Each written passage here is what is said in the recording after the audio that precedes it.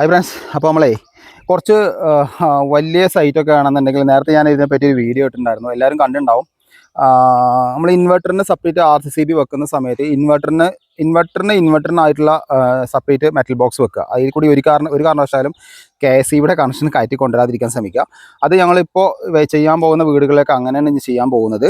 അപ്പോൾ പണ്ട് തൊട്ടും ഞാൻ KSEB കൂടെ തന്നെ ഇൻവെർട്ടർ കയറ്റിയിട്ടുണ്ടായിരുന്നു. ഇപ്പം എന്താ കഴിഞ്ഞാൽ നമ്മൾ കുറച്ചും കൂടി മാറ്റം വരുന്നിട്ട് ഇൻവെർട്ടറിൻ്റെ സ്വിച്ച് ബോർഡ്, KSEBയുടെ സ്വിച്ച് ബോർഡ്.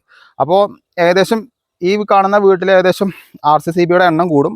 ഒരുപാട് ഫെസിലിറ്റി ഉണ്ടെങ്കിൽ അതിനനുസരിച്ചുള്ള സെറ്റപ്പൊക്കെ നമ്മൾ ചെയ്യുകയാണെങ്കിൽ നമുക്ക് ഭാവിയിൽ വരുന്ന മെയിൻ്റനൻസ്, ഇപ്പോൾ ഞാനല്ല വേറൊരു ഇലക്ട്രീഷ്യൻ വന്നാണെങ്കിലും ആ ആൾക്ക് ഇത് സിമ്പിളായിട്ട് കണ്ടുപിടിക്കാൻ പറ്റിയൊരു സംഭവമാണ് നമ്മൾ RCCBയുടെ എണ്ണം കൂട്ടുന്നത്. ഒരുപാട് ആരും കുറ്റം ഇതായിട്ട് പറയില്ല കേട്ടോ.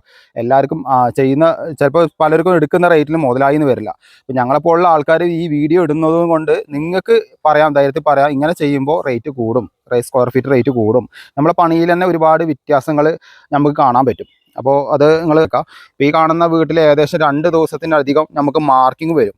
അതായത് ഫുള്ളി അളവെടുത്ത് നമ്മൾ ഫുള്ളി സെറ്റാക്കി മാർക്ക് ചെയ്യണം.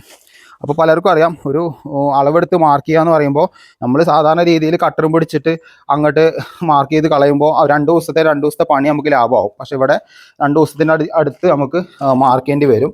നേരത്തെ ഞാൻ വീഡിയോ ഇട്ടിട്ടുണ്ടായിരുന്നു. ഇവിടെ ഈ റൂമിൻ്റെ അവിടെ നിന്ന് ഇങ്ങനെ മാർക്ക് ചെയ്തിട്ട് അവിടുന്ന് ഇങ്ങനെയൊക്കെ വരിക കേട്ടോ. അപ്പോൾ ഇവിടുന്നൊക്കെ നമ്മൾ മാർക്ക് ചെയ്ത് സ്വിച്ച് ബോർഡിൻ്റെ ഇതൊക്കെ കയറ്റി കൊടുന്ന് ഇവിടെ 3 മോഡലും ഇവിടെ 6 മോഡലാണ് വരിക.